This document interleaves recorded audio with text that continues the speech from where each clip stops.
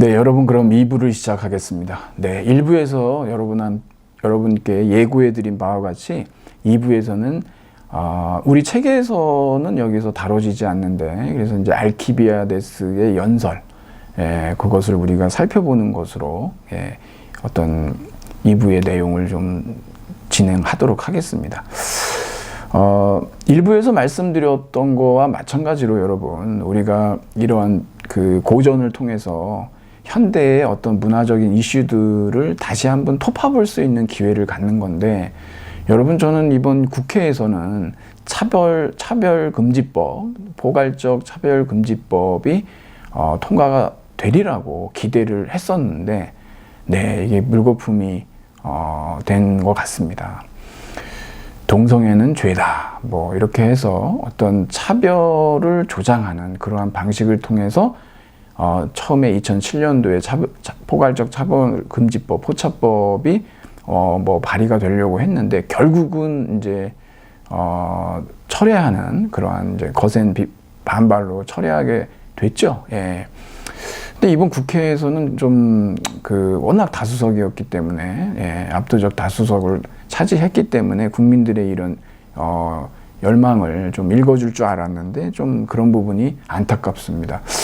여러분, 차별 금지 사유는요, 끊임없이, 그러니까 우리 헌법 제11조에 나와 있는 어떤 평등권과 차별금지법에서는 뭐 3가지 차별금지 사유만 들어있지만, 사실상 여기에 대해서는 이제 계속해서 늘어나고 있는 것을 우리가 알 수가 있습니다. 특히 이제 이런 성적 지향과 관련한 이러한 차별은 정말 이것은 어떤 사회적인 편견이고, 이런 부분들을 우리 개인의 무의식의 차원까지 내려가서 좀 꼼꼼하게 살펴볼 필요가 있습니다. 나는 그런 편견 없는데 막 이렇게 생각했을지 모르지만, 우리가 일상적으로 사용하는 많은 얘기들이 장애인을 비하하거나 이러한 것들이 있거든요. 뭐 결정 장애가 있다느니, 벙어리 냉가슴 앓는다느니, 저도 얘기하다 실수하는 경우들이 있는데, 이런 부분들까지도 조금 우리가 들여다볼 필요는 있습니다. 자, 그러면은 뭐 조금 챕터를 바꿔서 알키비아데스 연설로 가보는데, 여러분 이 알키비아데스에 대한 얘기를 좀 해봐야 돼요. 그리스의 장군이고요. 이 그리스의 이제 그 첫 번째 역사가가, 여러분 이제 말 그대로 역사라고 하는 책을 쓴 이 헤로도토스가 있습니다. 이 사람 페르시아 전쟁과 관련된 역사를 썼고요. 이 헤로도토스에게는 여전히 전설이라든가 뭐 신화라든가 이런 얘기들이 많이 나오고, 그리고 어떤 그 신의 존재가 이제 굉장히 크게 다뤄지고 있는 것을 알 수가 있습니다. 그런데 이제 지금 우리가 살펴볼 수 있는 이 알키비아데스와 관련해서, 여기 이제 펠로폰네소스 전쟁사라고 하는 이 투키디데스라고 하는 아주 걸출한 역사가가 또 등장을 하죠. 이 사람은 이제 뭐 거의 우리가 이제 19세기 랑케처럼 아주 과학적인 어떤 역사 서술의 방법을 시도한 사람으로 그렇게 이제 알려져 있습니다. 당연히 여기에서 이 사람은 어떤 그 역사적인 어떤 실증 자료들을 꼼꼼하게 이제 찾아보고, 그걸 통해서 역사를 전개하려고 하거든요. 그리고 뭐 본인도 그런 얘기 하지만, 과거에 일어난 일들이 결국 인간 본성상 미래에도 일어날 거다. 그래서 이제 그런 것들을 이제 이 역사의 기록에 남김으로써 조금 우리의 이제 그 미래에 대한 어떤 대비책을 이제 마련할 수 있는, 역사의 효용성이 그것이기도 하죠. 말 나온 김에 제가 하나 말씀드리면, 여기에 이제 기원전 430년에 그리스에 이제 역병이 돕니다. 지금 우리도 역병이 돌고 있잖아요. 그래서 시의적절할 것 같아서 소개해드리자면, 알고 보면 이제 장티푸스인데요.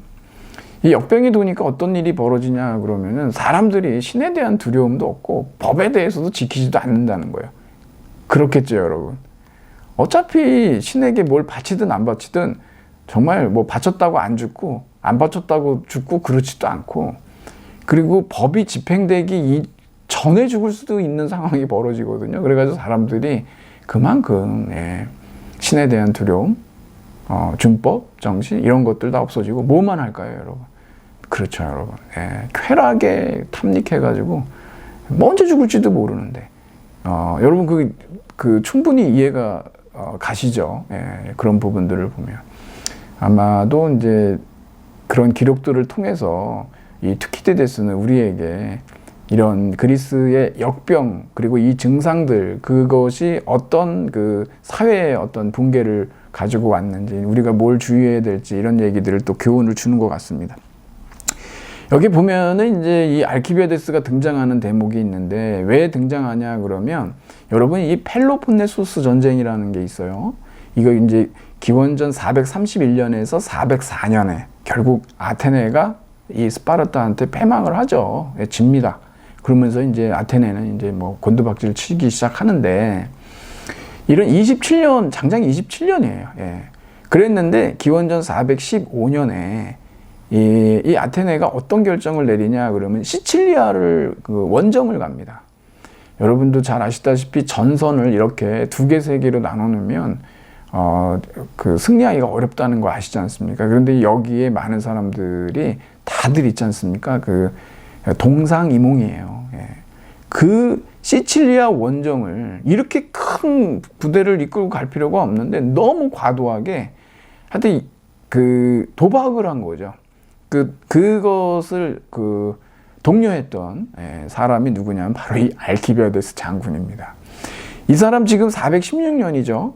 잘 나갈 때예요, 지금이. 왜 415년, 1년 정도 뒤면은 결국 그 엄청난 대원정을, 이 시칠리아 원정을 이끄는 장군으로, 그러니까 뭐 최고의 전성기에 이제 바로 도달하기 1년 전이니까 얼마나 대단했겠습니까? 내가 제일 잘 나가였어요, 이 사람이.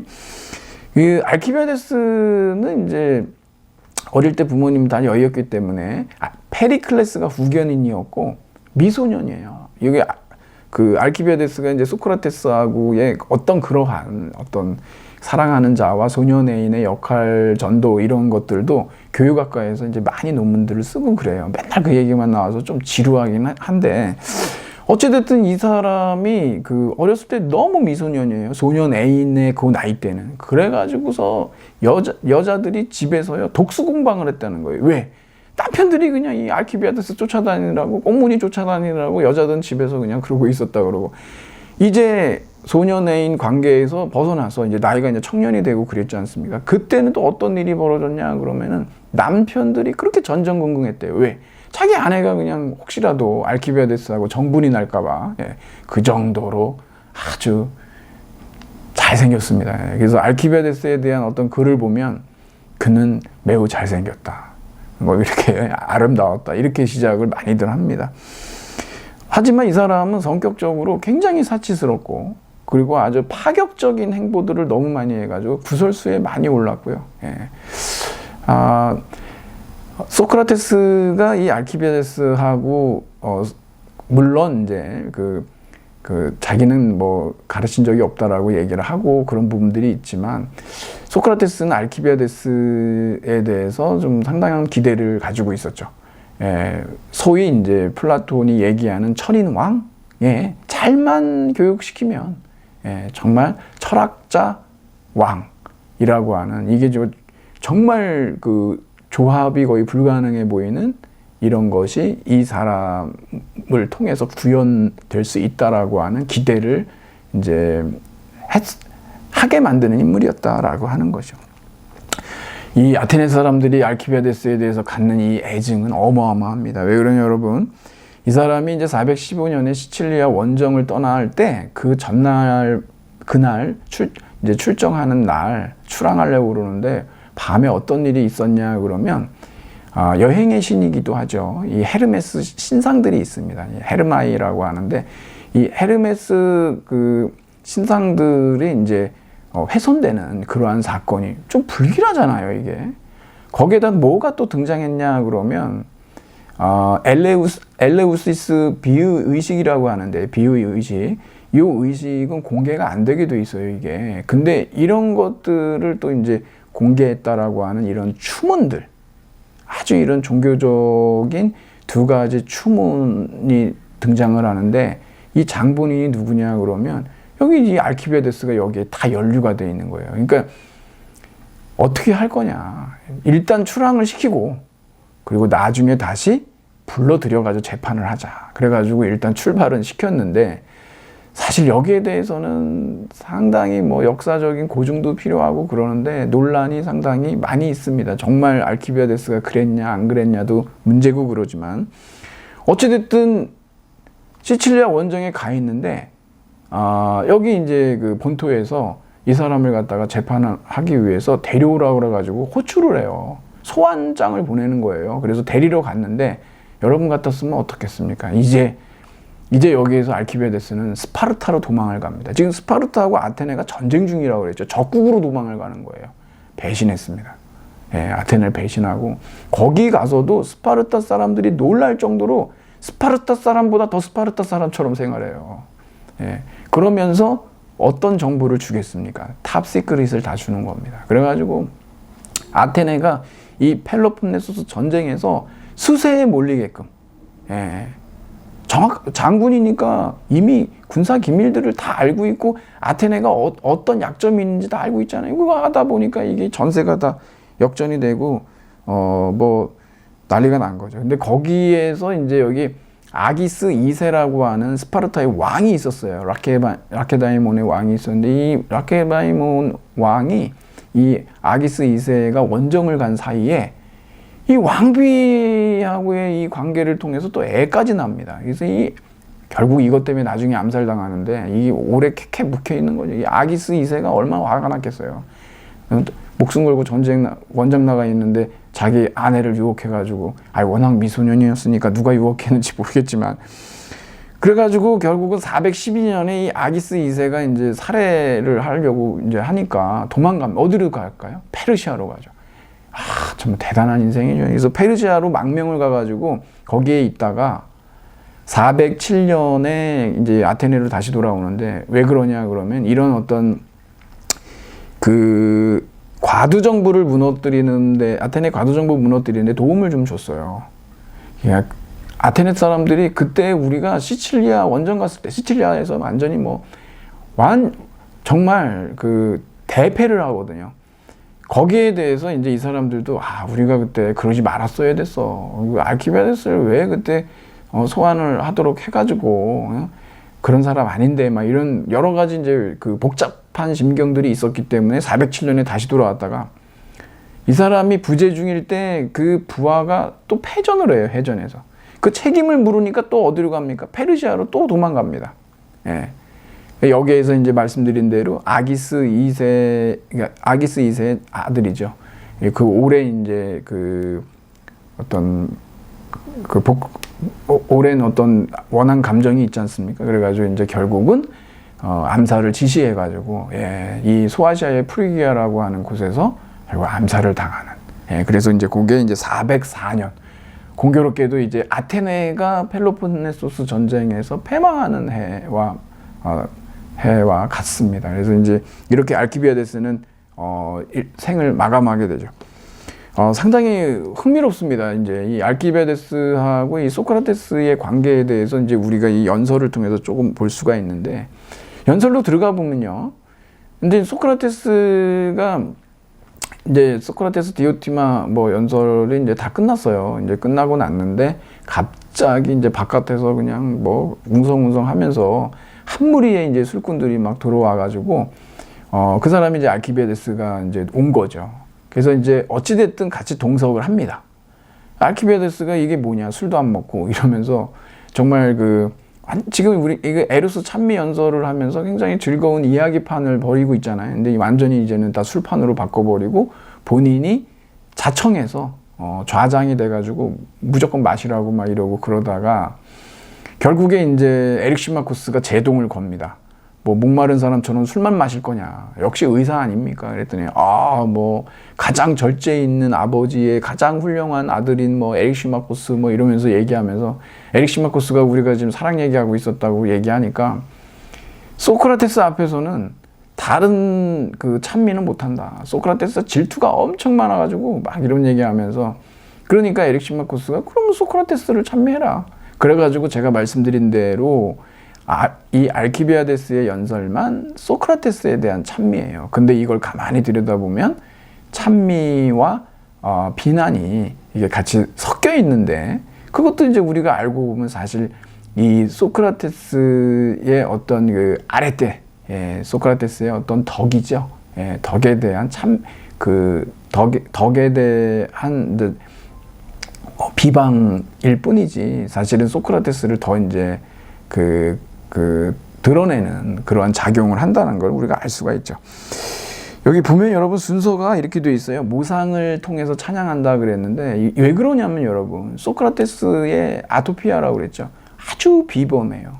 일상적이지가 않습니다. 굉장히 독특하고, 결국 뭐라고 나오냐 그러면, 소크라테스는 인간들 가운데 어느 누구하고도 비슷하지가 않더라 라는 얘기를 하지 않습니까? 그러니까 뭐 과거에 있었던 사람, 뭐 동시대에 있었던 누구, 전혀 비교 대상이 없다는 거예요. 신종이죠. 신종 코로나 바이러스 팬데믹, 그거 신종입니다. 진짜 뉴예요, 뉴. 진짜.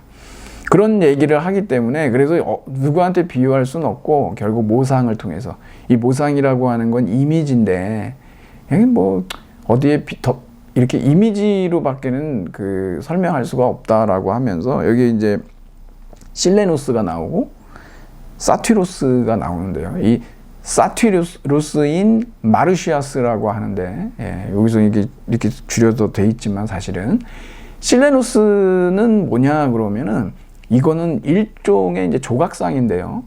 거기 이렇게 열어보면은요, 그 안에 뭐가 있냐면 신상들이 들어있어요. 그러니까 소크라테스는 겉으로 보면은 굉장히 못생겼죠. 추남입니다. 그런데 그 사람의 내면에는 이따가도 나오지만 정말 참다운 아름다움이 있거든요. 온갖 덕들, 뭐 절제니, 뭐 용기니, 뭐 지혜니, 막 이런 정의니, 이런 것들이 이제 다 들어있는, 경건, 막 이런 것들이. 그래서 이렇게 이제 이런 모상을 통해서 이제 비유를 하는 겁니다. 그 다음에 이제 여기에 나오는 사티로스인 마르시아스 그러는데, 이 마르시아스는 이제 피리 부는 사람이거든요. 이제 아폴론하고 음악 경쟁했다가 신하고 하면 당연히 지죠. 그래가지고 산채로 가죽이 이제 벗겨지는 그런 형벌을 당하는데, 왜 이 마르시아스한테 이렇게 비유를 하느냐 그러면, 소크라테스는 피리는 안 불지만 소크라테스가 하는 말 있잖아요. 이건 거의 마력이 있는 거예요. 소크라테스가 한 말을 다른 사람이 대신해도 그러고, 소크라테스가 해도 그러는데, 그 앞에 있으면 그냥 신들린다는 거예요. 뭐 소크라테스에게 뭐 대단한 그러한 능력이 있었던 거는 여러 곳에서 확인할 수 있는데, 참 뭐 대단한 능력이죠. 예를 들어 뭐 성경에 보면은, 신약 성경에 예수께서 뭐 이렇게 나를 따르라, 뭐 여러분 우리가 나를 따르라 이렇게 얘기하면은 미쳤다고 그러겠죠.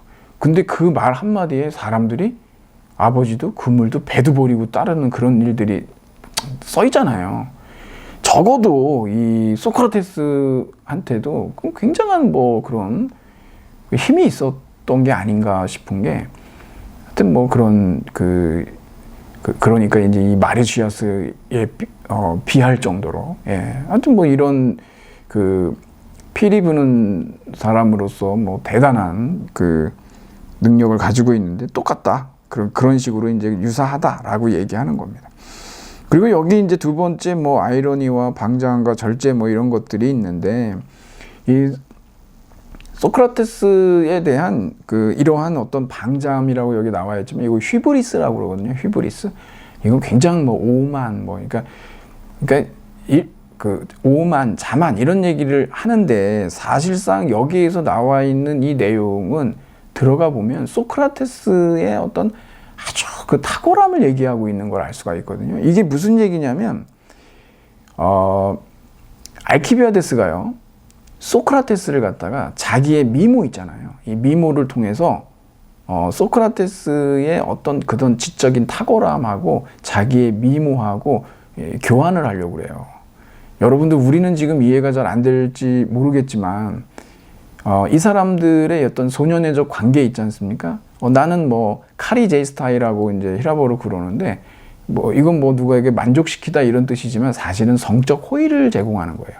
뭐 번역하기가 너무 저거 하니까 뭐 살갑게 대하다 이렇게 번역도 하고 그러지만, 사실은 그 성적 서비스를 제공한다는 뜻이거든요. 이게 노골적인 얘기예요. 진짜 그 그리스 사회의 어떤 소년의적 관계에서 그 카리제 스타일을, 그러니까 내가 그 알키비아데스가 자기가 주겠다 그래요. 그러면 당신이 나한테 그 지적인 아름다움을 나한테 줘라. 교환으로 보는 거예요, 이제. 예. 그런 거죠. 예. 지금 우리는 학교나 이런 데서 어떻게 합니까? 그런 어떤 지적인 그러니까 학문을 배우면서 뭘 냅니까? 예, 여기 돈을 내잖아요. 그런 개념으로 여러분들이 생각하시면 어렵지 않을 겁니다. 그래가지고 이 사람이 그렇게 하기 위해서 소크라테스를 좀 유혹하려고 그래요. 요게 이제 그 침실 장면이 이제 나오는데, 이 사람이 소크라테스에게 구애하는 과정을 보면은 우리하고도 굉장히 유사한 부분들이 되게 많은데, 누가 이렇게 좋아하면은 이게 말하려고 그러잖아요. 그러니까 이 알키비아데스도 이제 서로 이게 사적으로 대화를 하려고 해서 몇 번 얘기해 보는데 별로 효과가 없어요. 그 다음에 우리는 또 뭐 합니까? 이 사람 뭐 했냐면 운동 같이 하자 그래요. 운동. 예. 그것도 하나의 방법이잖아요. 그렇죠? 뭐 내가 가르쳐 줄 테니까 운동 한번 해봅시다 이럴 수 있으니까. 운동을 했는데도 이게 효과가 없네요. 그래서 이제 안 되겠다. 밥 먹자고 그럽니다. 그래서 1차 식사를 했는데 그냥 먹고 끝났어요. 또 안 되겠다. 이거 또 치밀하게 해야 되겠다. 그래서 두 번째 또 밥을 먹자고 그래가지고 밥을 먹는데, 소크라테스가 집에 가려고 그러는데 그걸 갖다가 지금 늦었다. 예, 지금 못 간다. 막 이래가지고 못 가게 합니다. 그리고 이제 밤에 서로 누워있을 때 얘기를 하는 거예요. 소크라테스, 내가 재산도 있고 친구도 있는데 당신이 원한다면 내가 다 줄 수 있다. 응? 그러면서 이제 그 교환하자고 그러는 거죠. 소크라테스의 그 지적인 아름다움하고 나의 이 정말 꽃다운 청춘하고 한번 바꿔보자. 뭐 이렇게 한번 살아보자. 뭐 이런 식으로 이제 얘기를 하는 거예요. 그랬더니 소크라테스가 거기에서 정말 거절할 수 없는 제안이다. 뭐 이런 게 아니에요. 소크라테스는 알키비아데스, 당신이 그렇게 정말 생각이 없는 사람은 아니구나. 그런 거 알 정도면은. 그런데 이건 교환 정의에 어긋난다는 거죠. 청동하고 황금하고 어떻게 바꾸냐. 내 속에 있는 이 아름다움은 진짜 아름다움이고, 당신의 그 외모라고 하는 거는 아름다워 보이는 것에 불과하다. 그러니까 우리가 이제 얘기할 때 그러지 않습니까? 뭐 그 가상과 진짜와 가짜 할 때, 너는 그 아름다움 가짜고 내 아름다움 진짜야. 이걸 어떻게 바꿔? 막 이런 얘기를 이제 하면서, 이거는 거절한 것도 아니고 수락한 것도 아니고 아주 애매모호한 상태에서 이제, 하지만 그 알키비아데스는 뭘 느꼈습니까? 이때 딱 그러는 거죠. 소크라테스, 당신은 나에게 모욕감을 줬어 라는 거죠. 그래서 이때부터 이제 알키비아데스가 소크라테스 죽었으면 좋겠다 막 이런 생각까지 하고, 이제 소크라테스와 같이 있으면은 벗어날 수가 없으니까 결국은 이제 그 아테네 민중들에게서, 그들에게서 이제 명예를 추구하려고 하는 그런 방향으로 이제 가는 거죠. 뭐 여기에서 방자함이라고 여기 나와 있지만, 사실상은 이 소크라테스가 어떤 알키비아데스의 육체에 대해서 얼마나 무관심하고 얼마나 절제가 뛰어난지. 근데 사실 절제력이 있다라고 하는 거는 소크라테스의 단계에서는 좀 떨어지는데, 왜냐하면 소크라테스 자체는 절제가 있는 거는 그런 유혹을 느낀다는 거잖아요. 근데 소크라테스는 그 자체를 느끼지를 않는다는 거예요, 여기서는. 그래서 여기에서 그거를 갖다가 알키비아데스는 방자하다. 어떻게 소년의적 관계에서 내가 이렇게 얘기하는데도 나를 갖다 거부할 수가 있냐, 이런 식으로 이제 항변을 하는 건데, 여기 인내와 용기 부분은 여러분, 소크라테스가요, 아까도 제가 말씀드리지만 소크라테스는 굉장히 아토피아적인 측면이 되게 많아요. 독특해요. 비범해요. 이 사람은 그냥 일반 사람하고는 많이 다르고, 이런 게 이제 그 소위 이 심포지온을 읽는 많은 사람들에게 이게 인기 매력 포인트이기도 한 거죠. 소크라테스가 전쟁에 이제 3번을 나가거든요. 이 사람이 다 자비로 나가는 겁니다. 자기가 다 사가지고 나가는 거예요. 그때는 중무장 보병으로 이렇게 나가는데, 소크라테스는 그때 뭐 보급로가 끊기면 막 엄청 굶어야 되잖아요. 그럴 때도 뭐 다른 사람에 비해서 굶을 때도 잘 굶고, 뭐 먹을 때도 잘 먹고, 뭐 그런 거에 대해서 좀 다른 사람하고 굉장히 달랐다라고 얘기하는 거고, 술 마시면 또 취하지 않았다는 얘기 또 그렇게 많이 나오죠. 매서운 혹한에도 소크라테스 맨발로 얼음 위를 걷는데 너무 잘 걸으니까 신발 신은 병사보다 그 병사들이 얼마나 얄미웠겠어요, 소크라테스가요. 거기에다가 또 소크라테스가 명상에 빠지죠. 우리 심포지온 여기서도 보면은 그 이웃집 대문 앞에서 사색에 잠겨가지고 여기에서 보면 아리스토데무스만 먼저 들어가게 되는 그런 일이 벌어지잖아요. 여기서도 마찬가지로 자그마치 24시간을 한 자리에 멈춰서서 진짜 생각에 깊이 빠져버리는 거예요. 소크라테스 이런 경우들이 굉장히 많이 있거든요. 그래서 오죽하면 그냥 그 이오니아 병사들이 침상을 바깥으로 가져나와서 도대체 너 얼마나 거기 그러고 있는지 보자 그랬더니 딱 24시간, 새벽에서 새벽까지. 예, 그리고 태양에다가 기도한 후에 이제 들어갔다. 이런 얘기가 나오죠. 그리고 이제 소크라테스가 그 원정 중에 이 알키비아데스하고 알키비아데스 무기까지 부상당한 알키비아데스를 구해주고 무공훈장 준다니까 아우 자기는 괜찮다고 뭐 그러면서 결국 이제 알키비아데스가 대신 받고 나중에 이제 알키비아데스가 이 사람은 부자란 말이에요. 그래가지고 기병이 자기 말 가져간 거죠. 그래가지고 말 위에 있으면서 소크라테스 퇴각할 때에도 자기가 이제 뭐 훨씬 이제 자존감 회복한 거죠. 옛날하고 달리 내가 있으니까 걱정하지 말고 퇴각하라고 뭐 그런 약간 그 어떤 자복이죠. 예, 그런 얘기도 좀 하고 그러는데 그게 이제 여기에서 얘기하는 이제 그 인내, 용기 뭐 이런 것들에 대한 얘기죠. 마지막에 이 독특함이 바로 그거예요. 결국 알키비아데스가 얘기하는 건 아무리 들여다봐도 과거에도 그러고 동시대인 중에서도 그러고 소크라테스하고 비슷한 사람은 없다 라고 하는 얘기를 이제 마지막으로 하고 있는 겁니다. 보통 여러분 이 알키비아데스 연설에 나와 있는 이 사랑하는 자와 사랑받는 자인 소년행이 있잖아요. 제가 말씀드렸다시피 요런 이 관계에서 나이 제한도 있지만 그 수동성과 능동성이라고 하는 그런 비대칭적인 관계가 굉장히 중요하다고 그랬습니다. 근데 여기 연설에 보면은요, 알키비아데스가 당연히 미소년이죠. 그런데 이 알키비아데스가 오히려 소크라테스를 사랑하는 자로 뒤바뀌기도 해요. 즉 뭐냐 그러면 우리가 이제 교사와 학생의 관계에 있어서 누가 이끌고 누가 이끌면 당하느냐라고 했을 때 사실상은 우리는 교학 상장이라고 그러잖아요. 예, 같이 배우는 거예요. 저도 여러분한테 이렇게 가르치면서 저도 배워야지 여러분 가르치지 제가 안 배우고 어떻게 가르치겠습니까? 그리고 또 여러분들이 질문하고 이런 걸 통해서 저도 또 그런 것도 있겠네 그러면서 그래서 저도 또 성장해 가는 거예요, 지적으로. 예, 그래서 이제 보통 교육학과 쪽에서 그 심포지온을 가지고 이제 논문 쓰시는 분들이 이런 부분에 이제 많이 집중해서 예, 논문들을 제출하고 그러시는 거를 이제 우리가 알 수가 있죠. 자, 여러분 이게 이제 알키비아데스의 어떤 연설입니다. 여기까지 우리가 이제 살펴봤는데 그리고 여러분하고 한번 마지막으로 우리 222쪽으로 한번 가볼까요? 우리 교재를 보면은 여러분들이 여기에 대해서 동의하느냐 아니냐는 여러분 자유입니다. 예.